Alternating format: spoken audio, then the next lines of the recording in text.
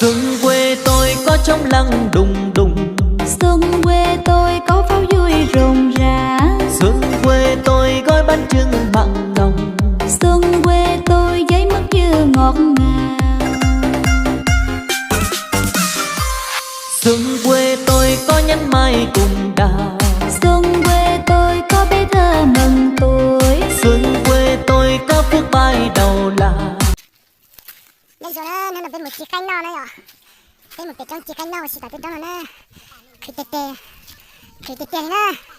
Để trong tê à, anh nhật chỉ bên một giờ bên trong bên mà cho chỉ cây đầu bên sợi rồi rồi à. Tôi cho xong là vứt khử thôi là này à. Trong tê tê là gì cái này đó chỉ chắn được cút ra, nó là khử rồi đi. Nên là bên mỗi lúc trong mà chúng có chấp này nhà ta chỉ đây chỉ tao mua tiền này tốt sao xí à, chúng có cần cái trong theo là gì cái đó, cái này có cái gì nữa, những tiền nhà nó có hai con cà phê, mua cái là gì xí nữa, không là nó cà phê, nó tốt chưa, lúc trong chúng có chấp này à, nó cà phê một cọng cà phê một size xí nữa, tôi thằng nào nó, cái tiền nữa.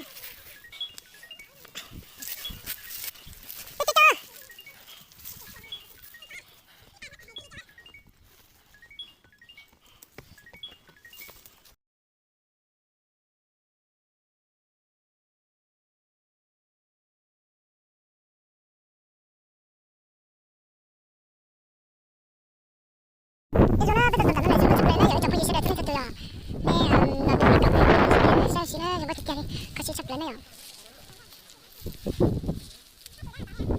Sáng đợt này giờ sáng tỏ cái muốn chỉ sinh đấy à, muốn chỉ sinh nhất thì nó họ bây giờ nhất tận nó biết tôi chọn nó là biết tôi chỉ cái nào chỉ biết trong dùng có tiền nó đây đây này kia tôi cứ rồi tôi chỉ cái nào nó giờ nó tôi tờ tờ đây chỉ cái nào nó dùng có chấp lại nó cái này một sáng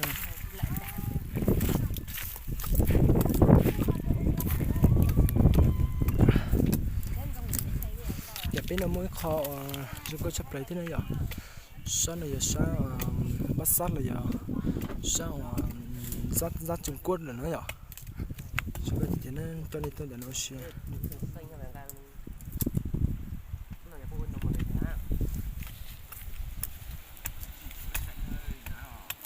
khi thì tiền á biết rồi nó này to chưa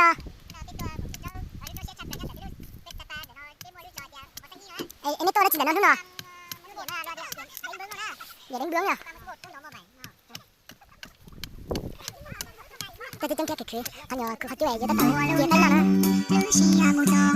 sao cái này mình sẽ sắp tỏ được sắp tỏ được mặt thang nữa sắp được sắp mặt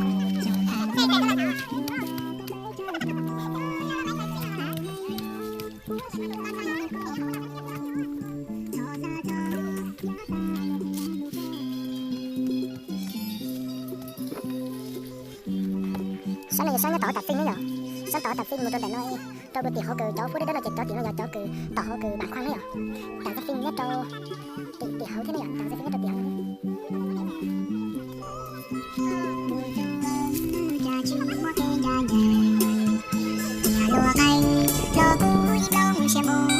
Biết rồi, nó nói tôi chưa?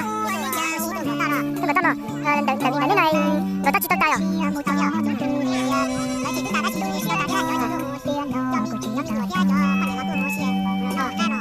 Cái ta tính tôi bảo tôi là nó đi tao nó tôi đó.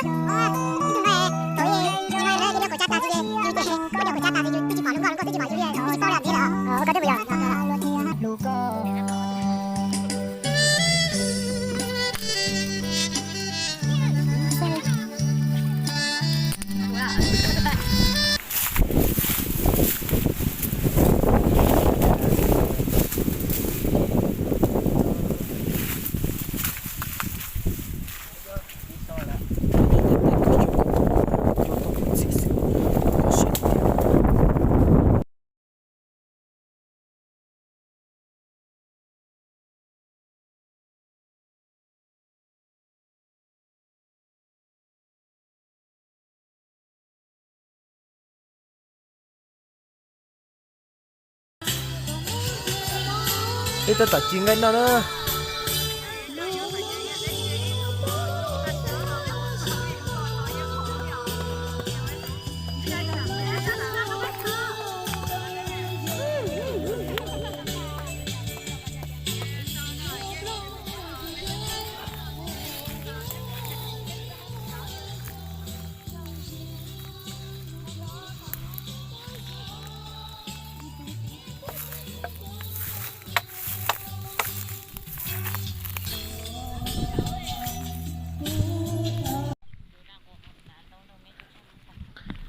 cái xe là nó giờ tầng cái nó thì tiền thì nó cái thì tiền nó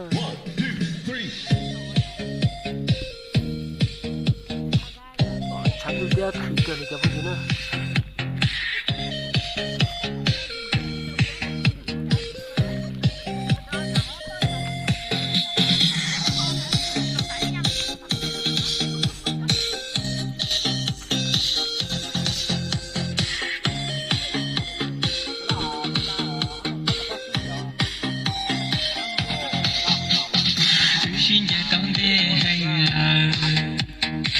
tim mùa đùa lì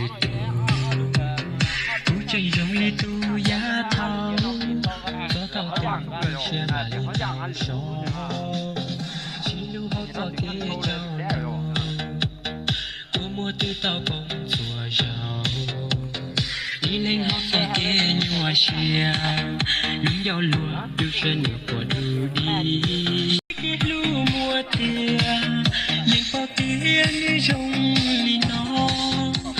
mà lý cho chi mùa thọ dòng thao cơi nước từ mó xe lời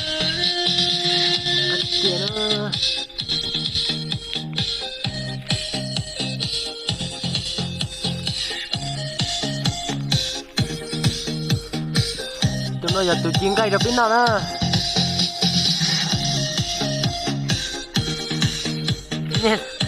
nghe tao cú chỉ tiền đó tụi nó chiên cây đến nào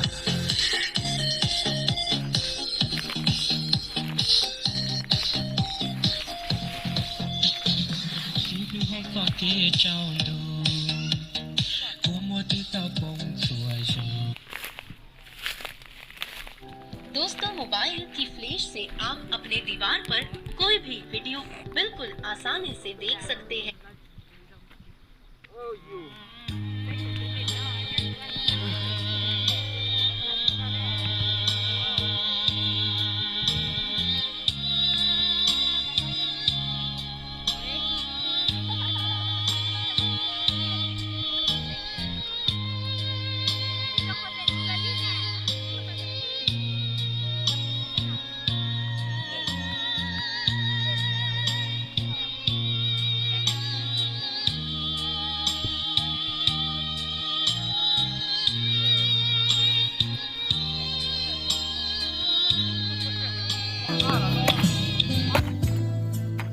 chỉ mua thu ba có số qua mua tu mẹ nàng rong uai chia mù chỉ cho luôn cho nàng lìa ly cũ tụi nó chụp cái gì đó tụi nó cái là nó à chúng khọt tụi nó chơi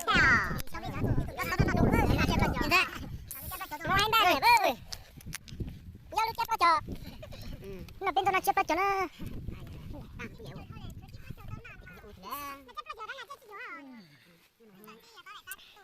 ôi trời ngon lắm nó hết một nửa luôn rồi đập bên tao cái nó chụp cái gì nữa cái kia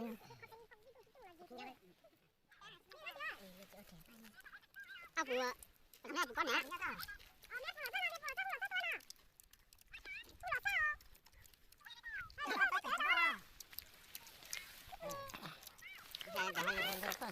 à chứ mình cho lửa chụp muốn đá xuống đi chân hồ luôn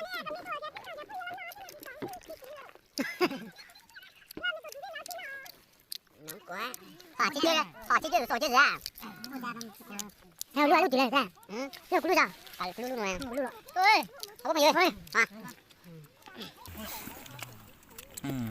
mình chắc tiếc không nhà họ khỏe chứ tuần gì này đó cái nhà sao cô nó làm gì tụi mình căng đâu bây giờ chân tụi cô làm việc căng là làm việc căng nhiều thay vì đồ bây giờ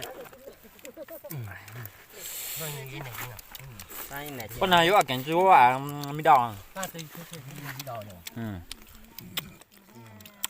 mình chỉ cái bắp không biết hết bây giờ không biết cái tiền ít làm việc bôi làm việc mùi ha ghê không mùi ha mùi ha để ít lúc thành chị để mi đòn nếu tên gì hữu gì mình thao cho một cú mà củ sao nào Con này chỉ có rất không biết là những không. Không biết hả mà không biết. Ôi, rồi.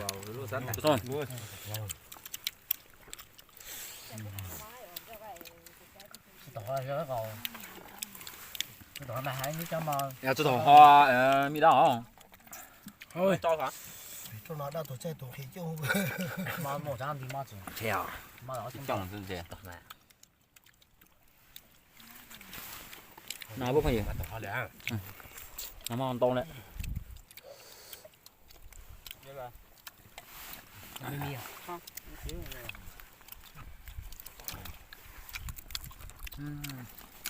Có quả căng à mình sẽ ăn chứ bây giờ. Trong chứ bà. Căng chuyện gì? Tuyệt ơi là Trông tí. Con này ngon lăng.